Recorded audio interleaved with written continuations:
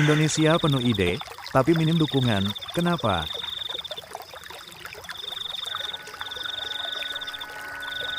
Indonesia sering disebut negara dengan sumber daya manusia yang besar. Kita bangga dengan kreativitas generasi mudanya. Kita bicara tentang bonus demografi. Tapi ada satu pertanyaan sederhana.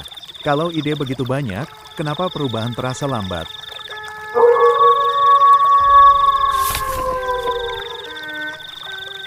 Bengkel Ide Rakyat melakukan survei kecil namun reflektif. Hasilnya mengejutkan. 97,3% responden mengatakan mereka punya ide yang ingin diwujudkan. Artinya, hampir semua orang menyimpan gagasan. Namun hanya 11,7% yang merasa mendapat dukungan nyata. Bayangkan jaraknya, lebih dari 60% bahkan tidak yakin lingkungan sosialnya terbuka terhadap ide baru. Dan 80-90% mengatakan mereka membutuhkan dukungan sistemik, akses, jaringan, advokasi, atau infrastruktur. Artinya apa?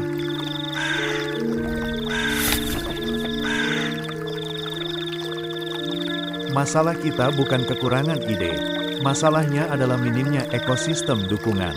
Selama ini kita sering menyalahkan pola pikir masyarakat. Katanya kurang inovatif, kurang berani, kurang kreatif.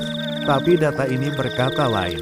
Orang punya ide, orang ingin bergerak, tapi mereka berjalan sendirian.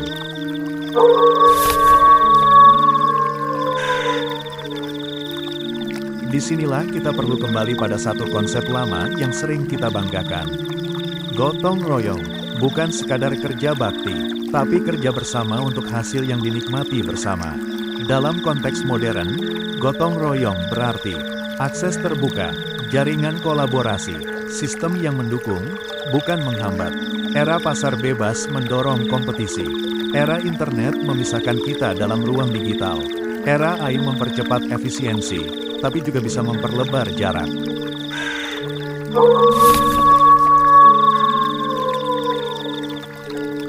Jika tidak ada mekanisme kebersamaan yang kuat, maka ide akan berhenti di kepala. Dan bangsa yang ide-idenya berhenti di kepala, akan lambat melangkah. Mungkin masalahnya bukan pada individu. Mungkin yang perlu kita perbaiki adalah sistem dukungan sosialnya. Karena ketika 97% punya ide, tapi hanya 11% merasa didukung. Itu bukan masalah kreativitas, itu masalah struktur. Dan pertanyaannya sekarang bukan lagi, apakah kita punya ide, tapi apakah kita